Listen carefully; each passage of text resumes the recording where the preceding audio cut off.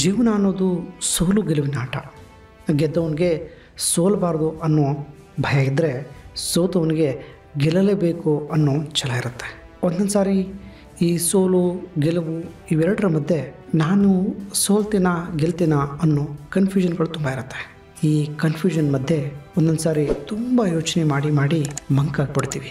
ಯಾವ ಕಡೆ ಹೇಗೆ ಏನು ಅನ್ನೋ ಯಾವ ದಾರಿಯೂ ಮನಸ್ಸಿಗೆ ಸುಳಿಯೋದೇ ಇಲ್ಲ, ತಿಳಿಯೋದು ಇಲ್ಲ. ಯಾರನ್ನು ಕೇಳೋದು? ಅವ್ರನ್ನ ಕೇಳಿದ್ರೆ ಹಾಗೆ ಹೇಳ್ತಾರೆ, ಇವ್ರನ್ನ ಕೇಳಿದ್ರೆ ಹೀಗೆ ಹೇಳ್ತಾರೆ. ನಮ್ಮ ಹಳ್ಳಿನೇನು ಚೆನ್ನಾಗಿತ್ತೇನೋ, ಪಟ್ಟಣಕ್ಕೆ ಬಂದು ನಾನು ಏನೇನೋ ಅನ್ಕೋತಾ ಇದ್ದೀನಿ, ನನ್ನ ಕೈಲಿ ಆಗುತ್ತಾ, ಸಾಧ್ಯವಾ? ನಮ್ಮೂರಲ್ಲೆಲ್ಲ ಹೀಗಿರ್ತಿರ್ಲಿಲ್ಲ, ನಮ್ಮೂರಲ್ಲೆಲ್ಲ ಬೇರೆ ಥರ ಇತ್ತು. ಹೀಗೆ ಕೂತ್ರೆ ಯಾರೋ ಬಂದು ಸಮಾಧಾನ ಮಾಡ್ತಾಯಿದ್ರು, ಇನ್ಯಾರೋ ಬಂದು ಏನೋ ಅರ್ಥವಾಗದ ಮಾತು ಹೇಳ್ತಾಯಿದ್ರು, ಇನ್ಯಾರೋ ಬಂದು ಅಯ್ಯೋ ಎದ್ದೇಳ ಇದ್ದದ್ದೆಲ್ಲ ಅಂದ್ಕೊಂಡು ಧೈರ್ಯ ತುಂಬಿ ಹುರಿದುಂಬಿಸಿ ಕಳಿಸ್ತಾಯಿದ್ರು. ಆದರೆ ಈ ಪಟ್ಟಣದಲ್ಲಿ ಏನಾಗ್ತಿದೆ? ಯಾರು ನಮ್ಮವರು? ಯಾವ ಸಂಬಂಧಗಳಿವು? ಮಾನವೀಯತೆ ಎಷ್ಟರ ಮಟ್ಟಿಗೆ ಇಲ್ಲಿ ಬದುಕಿದೆ ಗೊತ್ತಿಲ್ಲ. ಗೆಳೆಯರೆ, ನಮ್ಮ ಈ ಹಳೆಯ ಸಂಪ್ರದಾಯದ ಮನೆಗಳು ಹಳ್ಳಿಲಿದ್ದೇ ಇರುತ್ತೆ. ನಾವು ಈ ಟ್ರೆಡಿಷ್ನಲ್ ಮನೆ ಅಂತ ಕಟ್ತೀವಲ್ಲ, ಆ ಥರದ ಮನೆ. ನೀವು ಒಂದು ಅಬ್ಸರ್ವ್ ಮಾಡಿರಿ, ಹಳೆ ಮನೆಗಳಲ್ಲಿ ಮನೆ ತುಂಬ ಚೆನ್ನಾಗಿ ಇರ್ತಿತ್ತು. ತುಂಬ ದೊಡ್ಡ ಮನೆ ಅಲ್ಲ, ತುಂಬ ಚಿಕ್ಕ ಮನೆ ಅಲ್ಲ, ಸಾಧಾರಣವಾಗಿ ಒಂದು ಮನೆ ಇರ್ತಿತ್ತು. ಆ ಮನೆಯಲ್ಲಿ 10 ಜನ ಇದ್ದರು. ಅವತ್ತಿನ ದಿನಗಳೆಲ್ಲ 8, 10, 15, 20 ಜನ, ತುಂಬ ಜನಗಳಿರ್ತಂಥ ತುಂಬಿದ ಕುಟುಂಬ ಇರ್ತಿತ್ತು. ಆ ಮನೆಯಲ್ಲಿ ಪ್ರತಿಯೊಬ್ಬರಿಗೂ ಒಂದೊಂದು ರೂಮು ಅಂತ ಇರ್ತಿರಲಿಲ್ಲ, ಅಥವಾ ಒಂದು ಕೋಣೆ ಅಂತ ಇರ್ತಿರಲಿಲ್ಲ. ದೇವರಿಗೆ ಒಂದು ಕೋಣೆ ಅಂತ ಇರ್ತಿತ್ತು, ಒಂದು ಕತ್ತಲು ಕೋಣೆ ಇರ್ತಿತ್ತು, ಇನ್ನೊಂದು ಅಡುಗೆ ಕೋಣೆ ಇರ್ತಾಯಿತ್ತು, ಇನ್ನೂ ಒಂದು ಮನೆ ಯಜಮಾನನಿಗೆ ಅಂಥೇಳಿ ಒಂದು ಕೋಣೆ ಇರ್ತಿತ್ತು. ಈ ಕೋಣೆಗಳನ್ನ ಬಿಟ್ಟರೆ ಅಲ್ಲೆಲ್ಲವೂ ಒಂದೇ. ನಮ್ಮ ಮನಸ್ಸು ಕೂಡ ಒಂದು ಟೈಮಲ್ಲಿ ಹಾಗೆ ಇತ್ತು, ಎಲ್ಲ ಒಂದಾಗೆ ಇತ್ತು. ಅಲ್ಲಿ ಮನೆ ಹಿರಿಯರಿಗೆ ಅಂಥೇಳಿ ಒಂದು ಪ್ರತ್ಯೇಕವಾದಂತಹ ಗೌರವ ಸ್ಥಾನ ಇತ್ತು. ದೇವರಿಗೆ ಅಂಥೇಳಿ ಪ್ರತ್ಯೇಕವಾದಂತಹ ಒಂದು ಭಕ್ತಿಯ ಸ್ಥಾನ ಇತ್ತು. ನಾನಾ ಕಲ್ಪನೆಗಳು, ಯೋಜನೆಗಳು, ಈ ಯೋಜನೆಗಳು ಅದು ಇದು ಅಂಥೇಳಿ ಈ ಮೆದುಳು ಇರ್ತದಲ್ಲ, ಈ ಮೆದುಳಲ್ಲಿ ತಯಾರಾಗ್ತಕ್ಕಂಥ ಎಲ್ಲ ಒಂದು ಪ್ರೊಡಕ್ಷನ್ಗೂ ಅಲ್ಲೊಂದು ಕತ್ತಲು ಕೋಣೆ ಅಂತ ಇತ್ತು. ಒಂದೊಂದು ಸಾರಿ ನಾವು ಜೀವನದಲ್ಲಿ ಏನೋ ಮಾಡೋಕ್ಕೆ ಹೋಗಿ ಏನೋ ಆಗಿ ಮತ್ತಿನ್ನೇನೋ ಆಗಿ ಒಂದೊಂದು ಟೈಮ್ ಮನಸ್ಸು ಕೂಡ ಕತ್ತಲು ಕೋಣೆಯಲ್ಲಿ ಕೂತ್ಬಿಡುತ್ತೆ. ಏನು ಮಾಡಬೇಕು ಅನ್ನೋದು ತಿಳಿಯೋದೇ ಇಲ್ಲ. ಆ ಕತ್ತಲು ಕೋಣೆಯಲ್ಲಿ ಒಂದೊಂದು ಸಾರಿ ತುಂಬ ಅಳು ಬರ್ತಿತ್ತು, ನೋವಿರ್ತಾಯಿತ್ತು, ಒಂದೊಂದು ಟೈಮ್ ಚಿಂತೆಗಳಿರ್ತಾಯಿತ್ತು, ಒಂದೊಂದು ಸಾರಿ ತುಂಬ ಸಿಟ್ಟು ಬರ್ತಿತ್ತು, ಒಂದೊಂದು ಸಾರಿ ನಮ್ಮ ಮೇಲೆ ನಮಗೆ ಅಸೂಯೆ ಆಗ್ತಾಯಿತ್ತು. ಈ ಥರದ ಎಲ್ಲ ವಸ್ತುಗಳನ್ನು ಕೂಡ ಹಾಕುವಂಥ ಗೋಡೌನನ್ನು ಹಿರಿಯರು ಆವತ್ತೇ ಮನೆಗಳಲ್ಲಿ ಒಂದು ಕೋಣೆ ಇಟ್ಟಿದ್ರು. ಆ ಕೋಣೆಗೆ ತುಂಬ ರೀತಿಯ ಅರ್ಥಗಳಿದೆ. ಸ್ವಲ್ಪ ಹೊತ್ತು ಕೂತು ವಿಚಾರ ಮಾಡಿದ್ರೆ ಅಲ್ಲಿ ತಿಳಿತಕ್ಕಂಥ ವಿಷಯಗಳು ಬೇರೆ, ಅರ್ಥವಾಗುವಂಥ ಅನುಭವವೂ ಬೇರೆ. ಗೆಳೆಯರೆ, ಅಲ್ಲಿ ಆಗಾಗ ಭಾವನೆಗಳು ಹೊರಗೆ ಹೋಗ್ತಾಯಿದ್ವು, ಒಳಗೆ ಬರ್ತಾಯಿದ್ವು. ಆದರೆ ಈ ಕೋಣೆ ಯಾವತ್ತೂ ಖಾಲಿ ಇರ್ತಿರ್ಲಿಲ್ಲ. ಈ ಮಾಡರ್ನೈಸ್ ಅಂತಂದು ಹೇಳಿ ಏನು ಬರೋದಕ್ಕೆ ಸ್ಟಾರ್ಟ್ ಆಯ್ತಲ್ಲ, ಈ ಕತ್ತಲ ಕೋಣೆಗೂ ಆಗ ಬೆಳಕು ಬಂತು.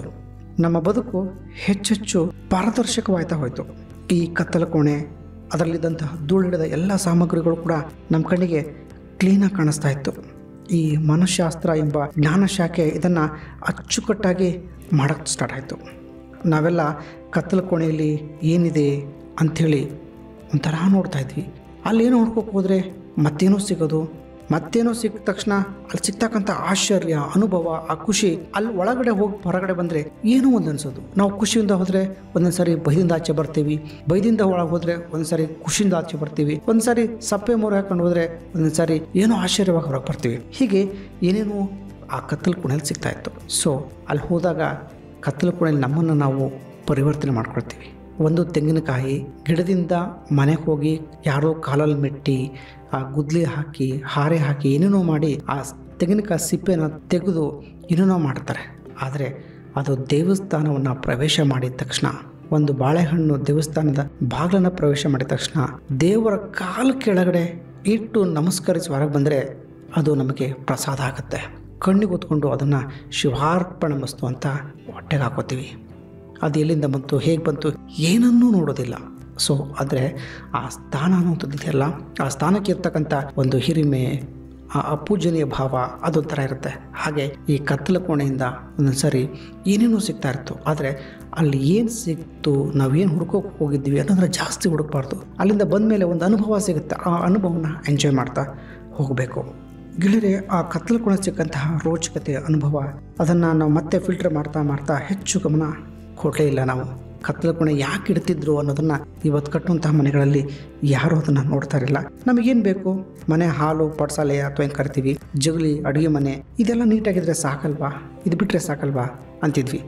ಹಾಗೆ ಕೂಡ ನಾವು ಇವತ್ತು ಆಚೆ ಹೋಗ್ತಾ ಇದ್ರೆ, ನಾವು ಕಾರ್ ತೊಗೊಂಡು ಹೋಗ್ತಾ ಇದ್ರೆ, ಕಾರ್ ಕ್ಲೀನ್ ಆಗಿದೆಯಾ, ಒರೆಸಿದೇವಾ, ಶೈನಿಂಗ್ ಬರ್ತಿದೆಯಾ, ಬಟ್ಟೆ ಚೆನ್ನಾಗಿದೆಯಾ, ಮ್ಯಾಚಿಂಗ್ ಪ್ಯಾಂಟ್ ಇದೆಯಾ, ಮ್ಯಾಚಿಂಗ್ ಶರ್ಟ್ ಇದೆಯಾ, ಸೀರೆಗೆ ಮ್ಯಾಚ್ ಬ್ಲೌಸ್ ಇದೆಯಾ, ಕಲರ್ ಮ್ಯಾಚ್ ಆಗುತ್ತಾ, ನೆಕ್ಲೆಸ್ ಚೆನ್ನಾಗಿದೆಯಾ, ಹಾಕೊಂಡ್ರೆ ಒಡವೆ ಚೆನ್ನಾಗಿದೆಯಾ, ಯಾರೋ ನಮ್ಮ ದೇಹದಲ್ಲಿ ಏನನ್ನು ಅಬ್ಸರ್ವ್ ಮಾಡ್ತಾರೆ, ಈ ಥರದನ್ನು ಮಾತ್ರ ಮಾಡ್ತೀವಿ. ಆದರೆ ನಮ್ಮ ಮನಸ್ಸುಗಳು ಒಂದೊಂದು ಸಾರಿ ತುಂಬ ಕಸ ತುಂಬ್ಕೊಂಬಿಟ್ಟಿರುತ್ತೆ. ಬೇಕಾಗಿದ್ದು, ಬೇಡವಾಗಿದ್ದು, ಉಪಯೋಗಬಾರ್ದಿರೋಂಥದ್ದು, ನೆಗೆಟಿವ್ ಆಗಿರೋಂಥದ್ದು, ಪಾಸಿಟಿವ್ ಆಗಿರೋಂಥದ್ದು ಏನೇನೇನೋ ನಮ್ಮ ಮನಸ್ಸಲ್ಲಿ, ಅಂದರೆ ಮನಸ್ಸಿನ ಗೋಡನಲ್ಲಿ ಬಿದ್ದಿರುತ್ತೆ. ಅದನ್ನು ಎಲ್ಲರ ಮುಂದೆ ನಾವು ಭಾಳಷ್ಟು ನಾವು ಶುಚಿಯಾಗಿದ್ದೀವಿ, ಭಾಳ ನೀಟ್ ಆ್ಯಂಡ್ ಕ್ಲೀನ್ ಅನ್ನೋದನ್ನು ನಾವು ಹಾಕ್ಕೊಂಡಿರೋ ಡ್ರೆಸ್ಸು ಹೊರಗಡೆಯಿಂದ ನಾವು ತೋರಿಸ್ಕೊಳ್ತಾ ಹೋಗ್ತೀವಿ. ಹೇಳಿದರೆ ಈ ಪಡ್ಸಾಲೆ, ಜಗಲಿ, ಅಡುಗೆ ಕೋಣೆ ನೀಟಾಗಿದ್ದರೆ ಸಾಕು ಅನ್ನೋದನ್ನು ಬಿಟ್ಟು ಈ ಗೋಡನನ್ನು ಶುಚಿಯಾಗಿ ಎಲ್ಲರ ಕೈಗೆ ಬೇಕಾದಾಗೆ ಯಾವಾಗ ಸಿಗೋ ಥರ ಅಥವಾ ಯಾವ ಕಾಣೋ ಥರ ಇಟ್ವೋ ಅವತ್ತೇ ನಮ್ಮ ಬದುಕು ಒಂದು ಅರ್ಧ ಹಾಳಾಗ್ಬಿಡುತ್ತೆ. ಗೋಡನು ಇರಬೇಕಾದ ಹಾಗೆ ಇದ್ದರೆ ಅದು ಬೇರೆ ಅರ್ಥನೇ ಕೊಡ್ತಾಯಿತ್ತು. ಆದರೆ ಅಲ್ಲಿರೋ ವಸ್ತುಗಳನ್ನು ನೀಟಾಗಿ ಇಲ್ಲದೆ ಹೋದರೂ ನಮಗೆ ಬೇಕಾದಾಗ ಆರಿಸೋದು ನಮಗೆ ಕಷ್ಟವಾಗಬೇಕಾಗಿತ್ತು. ಇಲ್ಲಿ ನಾವು ಹೇಳ್ತಾ ಇರೋ ಉದಾಹರಣೆ ಗೋಡೌನು ಅಥವಾ ಸ್ಟೋರ್ ರೂಮು ಅಥವಾ ಸ್ಕ್ರ್ಯಾಪ್ ರೂಮ್ ಅಂತ ಏನು ಕರಿತೀವಿ, ಅದನ್ನು ನಾವು ಮನಸ್ಸು ಅಂತಲೂ ಕೂಡ ಅನ್ಕೋಬೋದು. ನಮ್ಮ ಮನಸ್ಸಲ್ಲಿ ಬೇಕಾಗಿದ್ದು, ಬೇಡವಾಗಿದ್ದು, ಕಸವಾಗಿದ್ದು, ಎಂದೂ ಉಪಯೋಗ ಬಾರ್ದಂಥದ್ದು, ಬಹಳ ನೆಗೆಟಿವ್ ಆಗಿರೋದು, ಬಹಳ ಪಾಸಿಟಿವ್ ಆಗಿರೋದು ಎಲ್ಲವೂ ಇರುತ್ತೆ. ಆದರೆ ಇದರಲ್ಲಿ ನಾವು ನಮಗೆ ಬೇಕಾದ್ದನ್ನು ಹುಡುಕಿ ತೆಗೆದು ಎತ್ತಿಟ್ಕೋಬೇಕು. ಬೇಡವಾಗಿದ್ದದ್ದನ್ನು, ಹಳೆದಾಗಿರೋದನ್ನು ಅಥವಾ ಎಂದೂ ಉಪಯೋಗಕ್ಕೆ ಬಾರದಿಲ್ವೇನೋ ಅನ್ನುವಂಥದ್ದನ್ನು ತಕ್ಷಣವೇ ಎತ್ತಿ ತಿಪ್ಪೆಗೆ ಬಿಸಾಕ್ಬಿಟ್ರೆ ಒಂದಷ್ಟು ಕ್ಲೀನಾಗಿರುತ್ತೆ. ಇಲ್ಲಾಂದರೆ ಕಷ್ಟ ಇನ್ನೊಬ್ಬರಿಗಲ್ಲ, ಅದು ನಮಗೆ, ನಮ್ಮೊಳಗಿರೋ ಮನಸ್ಸಿಗೆ, ಆ ಮನಸ್ಸಿಂದ ನಮ್ಮ ದೇಹಕ್ಕೆ, ದೇಹದಿಂದ ನಮ್ಮ ಬದುಕಿಗೆ. ಹೀಗೆ ಯಾವಾಗಲೂ ನಮ್ಮ ಮನೆಯ ಗುಡಮ್ಮನ್ನು, ನಮ್ಮ ಮನಸ್ಸನ್ನು ಸಾಧ್ಯವಾದಷ್ಟು ಇದರ ಕೀಲಿಕೆಯನ್ನು ನಮ್ಮ ಹತ್ರ ಇಟ್ಕೋಬೇಕು. ಆ ಮನಸ್ಸು ಒಳಗಡೆ ಏನಿದೆ, ಗೋಡೌನ್ ಒಳಗಡೆ ಏನಿದೆ ಅನ್ನೋದನ್ನು ಹೊರಗಡೆ ಜನಕ್ಕೆ ಕಾಣದಾಗಿ ಇಟ್ಕೋಬೇಕು. ಇನ್ನೊಬ್ಬರು ಕಾಣ್ತಾ ಇದೆ ಅನ್ನೋಷ್ಟರಲ್ಲಿ ಅದೆಲ್ಲವನ್ನು ಕಿತ್ತೆಸ್ತು ಭಾಳ ನೀಟಾಗಿ ಕ್ಲೀನ್ ಇಟ್ಕೋಬೇಕು. ಯಾಕಂದರೆ ನಾವು ಕ್ಲೀನ್ಗೆ ಬಹಳ ಆದ್ಯತೆ ಕೊಡುವಂಥವ್ರು ಭಾರತೀಯರು, ಗೊತ್ತಿದೆ ಅಲ್ವಾ. ಅದರಲ್ಲೂ ನಾವು ಅಂದರೆ ಕೇಳ್ತೀರಾ. ನಮ್ಮ ಬದುಕು ನೆರೆಮನೆಯವರ, ಬೀದಿಯವರ, ಊರಿನವರ ಬಾಯಿಗೆ ಆಹಾರವಾಗಬಾರ್ದು. ಹೇಳಿದ್ರೆ ಈ ಮನಸ್ಸು ಕತ್ತಲ ಕೋಣೆ ಅನ್ನುವಂಥದ್ದು, ಈ ಟಾಪಿಕ್ಕಿಗೆ ನಾವು ಮನಸ್ಸಿನ ಕೋಣೆ ಯಾಕೆ ಅನ್ಕೋತೀವಿ ಅಂದರೆ ನಾವು ಅಷ್ಟಕ್ಕೆ ನಾವು ಸ್ಟಿಕ್ಕನ್ ಆಗ್ತಾ ಇದ್ದೀವಿ. ನಮ್ಮ ಬದುಕನ್ನು ಆದಷ್ಟು ಲಿಮಿಟ್ ಆಗಿ, ಆದಷ್ಟು ಅದನ್ನು ತುಂಬ ಹೇಗೆ ಅನ್ನೋದಾದರೆ ಭಾಳ ಲಿಮಿಟಾಗಿ ನಾವು ಇಡೋದಕ್ಕೆ ಟ್ರೈ ಮಾಡ್ತಾ ಇದ್ದೀವಿ. ಮನಸ್ಸನ್ನು ಒಂದೊಂದು ಸರಿ ಹರಿಬಿಡಬೇಕಾಗತ್ತೆ, ಮನಸ್ಸನ್ನು ಒಂದೊಂದು ಸರಿ ಕಟ್ಟಿ ಹಾಕೋಬೇಕಾಗತ್ತೆ, ಕೆಲವೊಂದು ಸರಿ ಮನಸ್ಸನ್ನು ಹಿಡಿದಿಟ್ಕೋಬೇಕಾಗತ್ತೆ. ಬದುಕಲ್ಲಿ ಯಾವಾಗ ಯಾವುದನ್ನು ಹಿಡ್ಕೋಬೇಕು, ಯಾವುದನ್ನು ಬಿಡಬೇಕು, ಯಾವುದನ್ನು ಎಲ್ಲಿಡಬೇಕು, ಯಾವುದನ್ನು ಕ್ಲೀನಾಗಿ ಇಟ್ಕೋಬೇಕು, ಇದೆಲ್ಲವನ್ನು ನಾವು ಕಲಿಬೇಕು. ಬದುಕು ಬರ್ತಾ ಬರ್ತಾ ಕಷ್ಟವಾಗ್ತಾನೆ ಹೋಗುತ್ತೆ. ಕೆಲವರಿಗೆ ಬದುಕು ಬರ್ತಾ ಬರ್ತಾ ತುಂಬ ಇಷ್ಟವೂ ಆಗುತ್ತೆ. ಈ ಇಷ್ಟ ಕಷ್ಟಗಳ ಮಧ್ಯೆ ಕೆಲವೊಬ್ಬರಿಗೆ ಬದುಕು ಬೇಡವಾಗುತ್ತೆ ಅನ್ನೋದನ್ನು ಯಾವತ್ತೂ ಯಾರು ಮನಸ್ಸಲ್ಲಿ ಇಟ್ಕೋಬಾರ್ದು. ಅದು ನಿಮ್ಮ ಮನಸ್ಸಲ್ಲಿ ಸಿಗ್ತಕ್ಕಂಥ ನೆಗೆಟಿವ್ ಪಾಯಿಂಟ್. ಬದುಕು ಕಷ್ಟ ಅಂದ್ಕೊಂಬಿಟ್ರೆ ಇಲ್ಲಿ ಮುಗೀತು. ಆಗಲ್ಲ. ಒಂದು ಕಷ್ಟ ಬಂದಿದೆ, ಒಂದೇನೋ ಸಮಸ್ಯೆ ಆಗಿದೆ ಅಂದರೆ ಅದನ್ನು ನಾನಾ ಆ್ಯಂಗಲಿಂದ ನಾವು ನೋಡಿದಾಗ ಒಂದಲ್ಲ ಒಂದು ರೀತಿಯಲ್ಲಿ ನಮಗೆ ಒಂದು ದಾರಿ ಸಿಗುತ್ತೆ. ಅಥವಾ ಆ ತಪ್ಪು ಮುಂದೆ ಆಗದಿರೋದು ಕೂಡ ಅನುಭವಿಸ್ಬೋದು. ನಮಗೊಂದು ಬೇಕಾದಂಥ ಮೋಟಿವೇಶನ್ನ ಇನ್ನೊಬ್ಬ ಯಾರೋ ಕೊಡ್ಬೋದು, ಅಥವಾ ನಾವು ಇನ್ನೊಬ್ರಿಗೆ ಯಾರೋ ಕೊಡ್ಬೋದು. ನನ್ನ ಕೈಲಿ ಏನಾಗಲ್ಲ, ನನಗೆ ಯಾರೊಬ್ಬರು ಸಪೋರ್ಟ್ ಬೇಕು, ಏನೋ ಬೇಕು ಅಂತ ಹೇಳಿ ಕೂತ್ರೆ ಆಗಲ್ಲ. ಕತ್ತಲ ಕೋಣೆಯಲ್ಲಿ ನಾವು ಮಂಡಿ ಮೇಲೆ ಕೈ ಇಟ್ಕೊಂಡು ಎಷ್ಟೊತ್ತು ಅಂತ ಅಳ್ತಾ ಕೂರೋಕ್ಕಾಗತ್ತೆ. ಒಂದೆಲ್ಲ ದಿನ ಹೊರಗೆ ಬರಲೇಬೇಕು, ಕಣ್ಣಲ್ಲಿರೋ ಕಣ್ಣೀರು ಖಾಲಿ ಆಗಲೇಬೇಕು, ಮನಸ್ಸಲ್ಲಿರೋ ನೋವು ಭಾರ ಒಂದು ಸರಿ ಇಳಿಲೇಬೇಕು. ಇಳಿದ ಮೇಲೆ ಮನಸ್ಸು ಪ್ರಶಾಂತವಾಗುತ್ತೆ. ಆ ಪ್ರಶಾಂತತೆಗೆ ಒಂದು ಸಮಯ ಕೊಡಿ, ನೋವಿಗೆ ಒಂದು ಸಮಯ ಕೊಡಿ. ಎಲ್ಲದಕ್ಕೂ ಒಂದು ಸಮಯ ಅಂತ ಇರುತ್ತೆ. ದೇವರು ಎಲ್ಲವನ್ನ ಮರೆಸುವ ಶಕ್ತಿಯನ್ನು ಸಮಯಕ್ಕೆ ಮಾತ್ರ ಕೊಟ್ಟಿದ್ದಾನೆ. ಜೀವನದಲ್ಲಿ ನಿಮಗೇನೇ ಕಷ್ಟಗಳು ಇರಲಿ, ನೋವುಗಳಿರಲಿ, ಎಲ್ಲವಕ್ಕೂ ಒಂದು ಸಮಯ ಉತ್ತರ ಕೊಟ್ಟೇ ಕೊಡುತ್ತೆ. ಗೆಳೆಯರೆ, ಸಮಯಕ್ಕೋಸ್ಕರ ಕಾಯಿರಿ. ಮನಸ್ಸನ್ನು ಕತ್ತಲ ಕೋಣೆಯಲ್ಲಿ ಎಷ್ಟು ಬೇಕೋ ಅಷ್ಟೇ ಇಡಿ, ಹೆಚ್ಚಾಗಿ ಇಡಬೇಡಿ. ಇಟ್ಟರೆ ಕತ್ತಲ ಕೋಣೆಯಲ್ಲಿ ಕರಗಿ ಹೋಗುವ ಎಲ್ಲ ಸಾಧ್ಯತೆಗಳಿರುತ್ತೆ. ಗೆಳೆಯರೆ, ನಿಮಗೆ ಈ ಮನಸ್ಸಿನ ಮಾತುಗಳು ಇಷ್ಟವಾದರೆ ಚಾನಲ್ನ ಸಬ್ಸ್ಕ್ರೈಬ್ ಮಾಡಿ, ಹಾಗೆ ದಯವಿಟ್ಟು ಇನ್ನೊಬ್ಬರಿಗೆ ಶೇರ್ ಮಾಡಿ.